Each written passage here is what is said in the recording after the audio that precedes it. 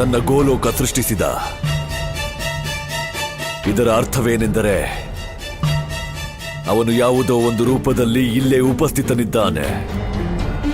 ಕಂಸ, ಆದರೆ ಅವನು ಯಾರು, ಅವನು ಯಾವ ರೂಪದಲ್ಲಿ ಅವತಾರ ಎತ್ತಿದ್ದಾನೆ ಅದು ನಮಗ್ ತಿಳಿದಿಲ್ಲ. ನಾನದನ್ನ ಕಂಡು ಹಿಡಿಯೋವರೆಗೂ ನೀನು ಕಾಯಲೇಬೇಕು ಕಂಸ. ಇಲ್ಲ ಅಂದ್ರೆ ಆ ಮೋಸಗಾರ ವಿಷ್ಣು ಮತ್ತೆ ನಮಗೆಲ್ಲ ಮೋಸ ಮಾಡಿ ನಮ್ಮ ಕೈಯಿಂದ ತಪ್ಪಿಸ್ಕೊಳ್ತಾನೆ. ಇಲ್ಲ ರಾಹು, ಯಾವುದೇ ಸ್ಥಿತಿಯಲ್ಲೂ ಆ ವಿಷ್ಣು ನನ್ನಿಂದ ತಪ್ಪಿಸಿಕೊಳ್ಳಲಾರ. ನೀನ್ ಚಿಂತೆ ಮಾಡಬೇಡ ಕಂಸ. ಎಷ್ಟೋ ಯುಗಗಳಾದ್ಮೇಲೆ ಮತ್ತೆ ನೀನು ರಾಕ್ಷಸರಿಗೆ ಗೌರವ ಸಿಗೋ ಹಾಗೆ ಮಾಡಿದ್ಯಾ. ಅದಕ್ಕೆ ನಾನು ನಿನಗೆ ಖಂಡಿತ ಸಹಾಯ ಮಾಡ್ತೀನಿ. ನೀನ್ ನೋಡ್ತಿರು, ಆ ಮೋಸಗಾರ ವಿಷ್ಣುವಿನ ರಹಸ್ಯಗಳನ್ನ ಒಂದೊಂದಾಗೆ ಹೇಗೆ ಬಯಲ್ ಮಾಡ್ತೀನಿ ಅಂದ್ರೆ ಅವನ ಅಂಶ, ಅವನ ಅವತಾರ ರೂಪ ತಾನಾಗೆ ನಿನ್ನ ಮುಂದೆ ಬಂದು ನಿಲ್ಬೇಕು. ಹಾಗಾಗಿ ಕಾಯ್ತಿದ್ದೀನಿ ಕಂಸ. ಆ ದಿನ ಸಂಪೂರ್ಣ ಬ್ರಹ್ಮಾಂಡದ ಮೇಲೆ ರಾಕ್ಷಸ ಸಾಮ್ರಾಜ್ಯನೇ ಇರುತ್ತೆ. ಆಗ ನೀನಾಗ್ತೀಯ ಸಂಪೂರ್ಣ ಬ್ರಹ್ಮಾಂಡಕ್ಕೆ ನಾಯಕ, ಕರ್ತೃ ಮತ್ತು ಸಂಹಾರಕ, ಸಂಪೂರ್ಣ ಬ್ರಹ್ಮಾಂಡದ ಸ್ವಾಮಿ.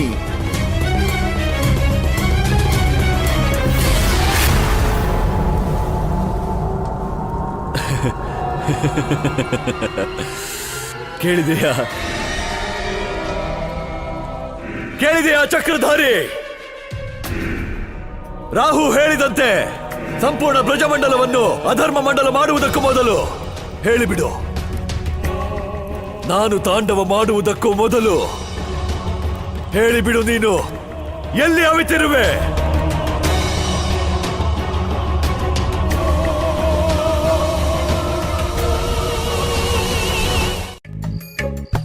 ಓಹೋ, ಅಜ್ಜ ಕಣ್ಬಿಟ್ಕೊಂಡ್ ಮಲಗ್ತಾರೆ.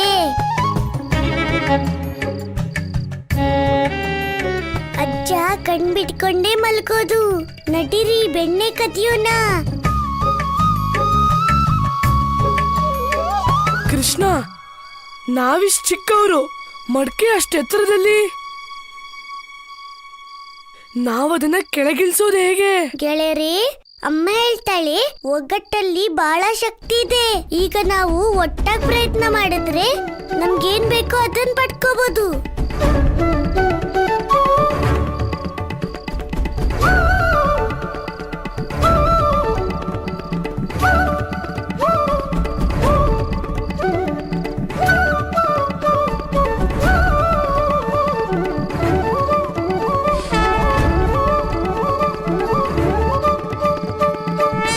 ಈಗ ನೀನೇ ಸ್ವತಃ ಅದನ್ನು ಸ್ವೀಕಾರ ಮಾಡುತ್ತಿಲ್ಲವಲ್ಲ, ಇದು ಹೇಗೆ ಉಚಿತವಾದದ್ದು? ಪ್ರಭು, ಗೋಪಬಾಲರಿಗೆ ಅಧಿಕಾರ ಕೊಡಿಸಲು ನೀವು ಆರಿಸಿದ ಮಾರ್ಗ ಅದು ಉಚಿತವೇ? ನೀವೇ ಹೇಳಿರಿ ಪ್ರಭು. ಈ ಕಳ್ಳತನದ ಘಟನೆಯನ್ನು ಧರ್ಮಸಂಗತವೆಂದು ಹೇಗೆ ಒಪ್ಪುವುದು ಪ್ರಭು? ದೇವಿ, ನೀನು ನಿನ್ನದೇ ವಸ್ತುವನ್ನು ಪಡೆದರೆ ಕಳ್ಳತನ ಹೇಗಾಗುತ್ತದೆ? ಬೆಣ್ಣೆಯ ಮೇಲೆ ಪ್ರಥಮ ಅಧಿಕಾರ ಗೋಪಬಾಲರದ್ದು ಮತ್ತು ಅವರು ಯಾರಿಗೂ ಹಾನಿಯನ್ನು ಮಾಡದೆಯೇ ತಮ್ಮ ಅಧಿಕಾರ ಪಡೆದಿದ್ದಾರೆ. ಇನ್ನು ಇದಕ್ಕಿಂತ ಅಧಿಕ ಧರ್ಮಸಂಗತ ಇನ್ನೇನಿರಲು ಸಾಧ್ಯ ದೇವಿ? ಪ್ರಭು, ನಿಮ್ಮನ್ನು ತರ್ಕಗಳಿಂದ ಯಾರೂ ಜಯಿಸಲಾಗದು. ನೀವು ಏನು ಹೇಳುವಿರೋ ಅದನ್ನೇ ಸರಿ ಎಂದು ಸಾಧಿಸಿ ಬಿಡುತ್ತೀರಿ. ನಾನು ನಿಮ್ಮ ಜೊತೆ ಮಾತನಾಡುವುದಿಲ್ಲ. ಅಲ್ಲ, ಏನ್ ಮಾಡ್ಬಿಟ್ರಿ ನೀವು? ಒಂದೇ ಕ್ಷಣದಲ್ಲಿ ಗೋಕುಲ ಜನರ ಮನಸ್ಸಲ್ಲಿ ಶತ್ರುತ್ವದ ಬೀಜ ಬಿತ್ತಿದ್ರಿ. ಯಶೋದೆ, ನನಗಿರೋದು ಒಂದೇ ಧರ್ಮ, ಗೋಕುಲ ವಾಸಿಗಳ ರಕ್ಷಣೆ. ನನ್ನ ಧರ್ಮದ ಪಾಲನೆ ಮಾಡುವಾಗ ನನಗೆ ಯಾರೇ ಮಿತ್ರರಾಗ್ಲಿ ಶತ್ರುಗಳಾಗ್ಲಿ ನನಗೆ ಯಾವ ವ್ಯತ್ಯಾಸನೂ ಆಗಲ್ಲ.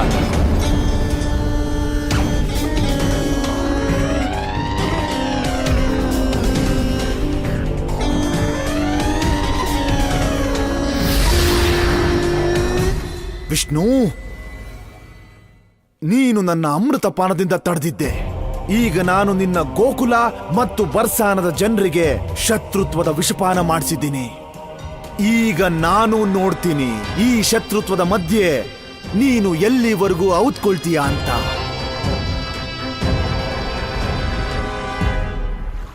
ಬೇಕು ಗೊಲ್ಲ ಬಾಲಕರಿಗೆ ಅವ್ರ ಅಧಿಕಾರ ಸಿಗ್ಬೇಕು. ಆದ್ರೆ ನೀನ್ ಹೋಗ್ತಿರೋ ಈ ದಾರಿ ಸರಿ ಇಲ್ಲ ಕೃಷ್ಣ.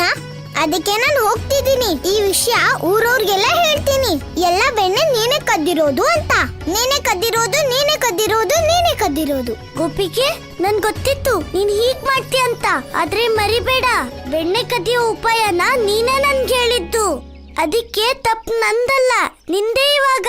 ಗೊಲ್ಲ, ನೀನ್ ನನ್ ಮೇಲೆ ಸುಳ್ಳು ಆರೋಪ ಯಾಕೆ ಮಾಡ್ತಿದ್ಯಾ? ಸುಳ್ಳಲ್ಲ ಗೋಪಿಕೆ, ನಿಜ. ಗೋಪಿಕೆ ನೆನ್ಪ್ ಮಾಡ್ಕೋ, ನಿನ್ನೆ ನೀನ್ ನನ್ನ ಹತ್ರ ಏನಂದಿದ್ದೆ? ಯಾವ ರೀತಿ ನೀನು ಘಟಾಸುರನ್ನ ಉದ್ಧಾರ ಮಾಡೋದಿಕ್ಕೆ ಗೋಕುಲದೆಲ್ಲ ಮಡ್ಕೆಯನ್ನು ಹೊಡೆದಿದ್ಯೋ ಅದೇ ರೀತಿ ನೀನು ಮತ್ತೆ ಏನಾದ್ರೂ ಉಪಾಯ ಮಾಡ್ಬೇಕು ಗೊಲ್ಲ. ಆದ್ರೆ ಗೊಲ್ಲ, ನಾನ್ ನಿನ್ನೆ ಹೇಳಿದ ಮಾತಿನ ಅರ್ಥ ನಿನ್ ಬೆಣ್ಣೆ ಕದಿಬೇಕು ಅಂತ ಅಲ್ಲ. ಗೋಪಿಕೆ, ನೀನ್ ಹೇಳಿದ್ರ ಅರ್ಥ ಏನೇ ಇರ್ಲಿ, ನಾನ್ ಏನೇ ಮಾಡಿದ್ರು ಅದಕ್ಕೆಲ್ಲ ನಿನ್ ಮಾತೇ ಸ್ಫೂರ್ತಿ. ಊರವ್ರಿಗೆಲ್ಲ ಹೇಳೋದಿಕ್ಕೆ ನೀನೇ ಬೆಣ್ಣೆ ಕಳ್ಳ ಅಂತ. ನೀನೇ ಬೆಣ್ಣೆ ಕಳ್ಳ, ನೀನೇ ಬೆಣ್ಣೆ ಕಳ್ಳ, ನೀನೇ ಬೆಣ್ಣೆ ಕಳ್ಳ. ನಿಂತ್ಕೋ ಗೋಪಿಕೆ. ಗೋಪಿಕೆ, ನೀನ್ ನಿಜಾನೇ ಹೇಳ್ದೆ, ನಾನ್ ಬೆಣ್ಣೆ ಕದ್ದಿದ್ದೀನಿ.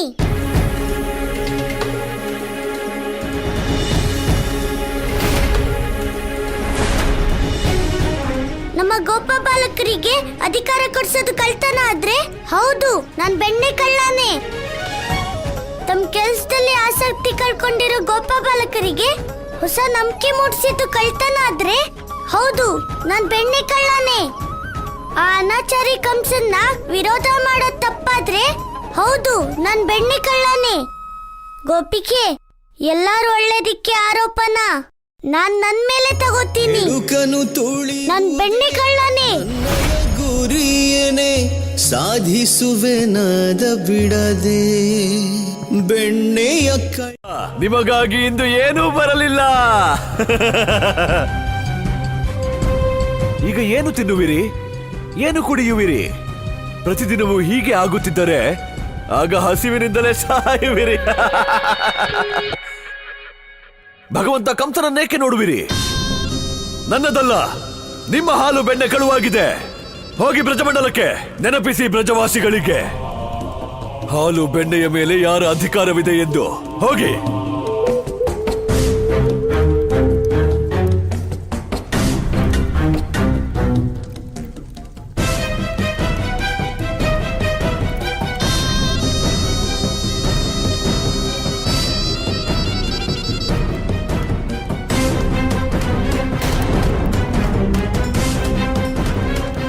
ಈಗ ತಿಳಿಯುತ್ತದೆ ಬ್ರಜವಾಸಿಗಳಿಗೆ ಭಗವಂತ ಕಂಸನ ತೆರಿಗೆ ತೀರಿಸದಿದ್ದರೆ ಪರಿಣಾಮವೇನಾಗುವುದೆಂದು.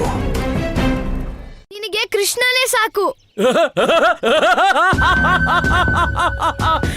ಈಗ ಭಗವಂತ ಕಂಸರ ಸೈನಿಕರನ್ನ ಅಮ್ಮನ ಸೆರಗಲ್ಲಿ ಬಚ್ಚಿಟ್ಕೊಳ್ಳೋ ಇಬ್ರು ಚಿಕ್ಕ ಹುಡುಗರು ತಡೀತಾರ. ಅಲಂಬಾಸುರ, ಅಮ್ಮ ಹೇಳ್ತಾಳೆ ಅಧರ್ಮ ಬರೀ ಹೊರಗಿಂದ ಶಕ್ತಿಶಾಲಿ ಅನ್ಸುತ್ತೆ, ಒಳಗಿಂದ ಎಷ್ಟು ದುರ್ಬಲ ಆಗಿರುತ್ತೆ ಅಂದ್ರೆ ಒಬ್ಬ ಹುಡುಗ ಸಾಕು ಅದನ್ನ ಸೋಲ್ಸಕ್ಕೆ. ಸಾಕು, ನಾನ್ ನಿನಗ್ ಬೆರಳು ಕೊಟ್ರೆ ನೀನು ಹಸ್ತಾನೇ ನುಂಗಕ್ ಹೊರಟಿದ್ಯಾ?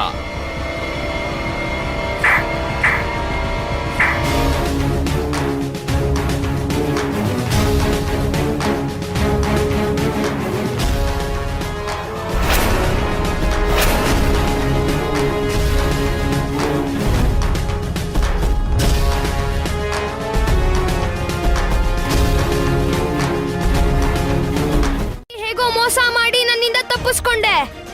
ಈಗ ನಿನಗ್ ಧೈರ್ಯ ಇದ್ರೆ ನಮ್ ಸವಾಲಿನ ಸ್ವೀಕಾರ ಮಾಡು. ಆಗ ನಿನಗೆ ನಿಜವಾದ ಶಕ್ತಿ ಏನು ಅಂತ ಗೊತ್ತಾಗುತ್ತೆ.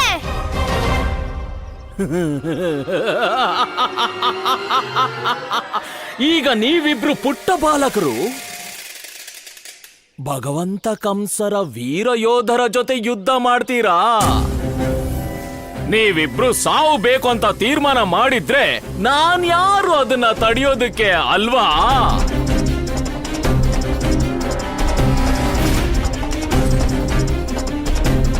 ನೀವು ಎಸ್ದಿರೋ ಸವಾಲನ್ನ ನಾನು ಒಪ್ಕೊಳ್ತೀನಿ.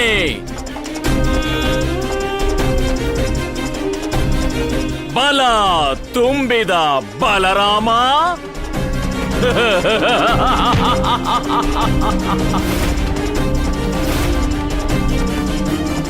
ಯಶೋದೆ.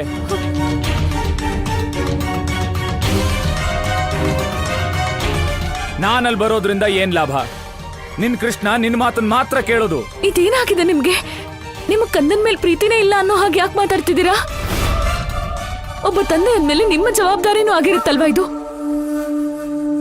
ನಂದ್ರಾಣಿ, ಕೃಷ್ಣ ಮತ್ತೆ ಬಲರಾಮ ಕಣೆ ಕೇಳಿದ್ ಬಿಟ್ರೆ ಅನರ್ಥ ಆಗ್ಬಿಡುತ್ತೆ. ಈಗ ನಾವು ತಡ ಮಾಡಕ್ಕಾಗಲ್ಲ, ಬೇಗ ನಡೀರಿ. ಹಾ ಬನ್ನಿ.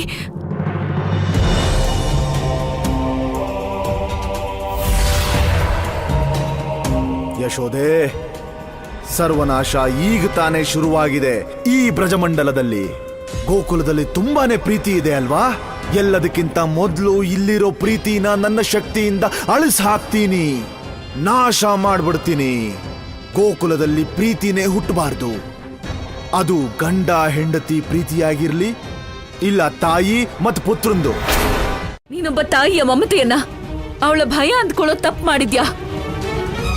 ಒಬ್ಬ ತಾಯಿಯನ್ನ ತನ್ನ ಪುತ್ರರ ಮುಂದೆ ಬಂಜೆ ಅಂತ ಹೇಳಿದ್ಯಾ? ಅದಕ್ಕೆ ನಿನಗೆ ಈ ವಿಷಯದ ಅರಿವು ಆಗ್ಲೇಬೇಕು, ಒಬ್ಬ ತಾಯಿಯ ಮಮತೆಯಲ್ಲಿ ಎಷ್ಟು ಶಕ್ತಿ ಇರುತ್ತೆ ಅಂತ.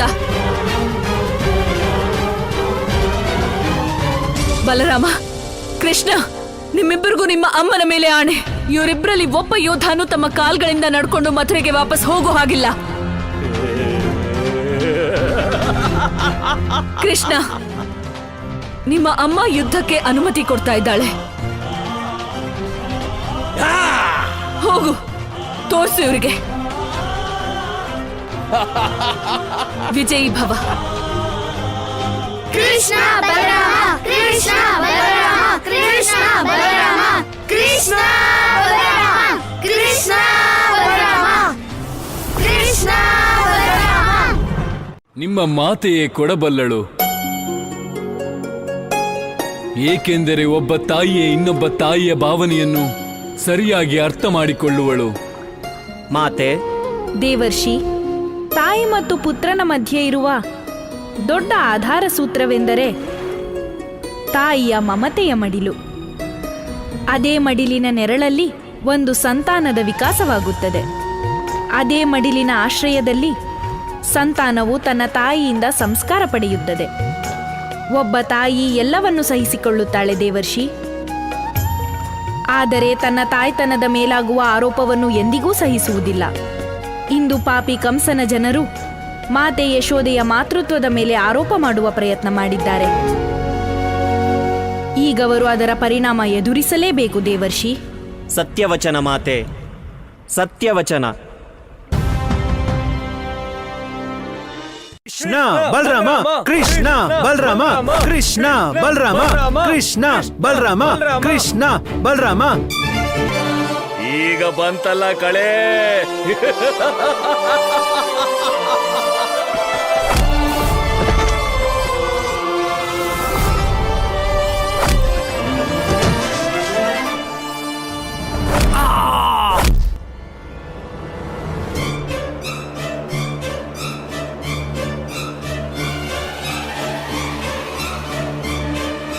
ಕಿತ್ತು ಬಿಡಿ, ಕಿತ್ತು ಬಿಡಿ ಇವತ್ತು ಈ ಧರ್ಮದ ಭುಜಗಳನ್ನ.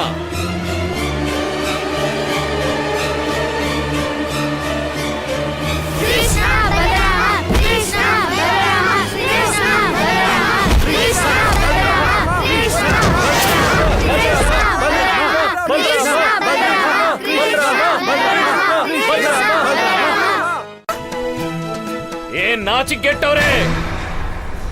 ಭಗವಂತ ಕಂಸರ ಹೆಸರನ್ನ ಮಣ್ಪಾಲ್ ಮಾಡ್ತೀರಾ? ಹೇಳಿ ಹೇಳಿ, ಈ ಇಬ್ರು ಬಾಯಿ ಬಡಕ ಹುಡುಗರನ್ನ ಮುಗಿಸ್ಬಿಡಿ, ಹೇಳಿ.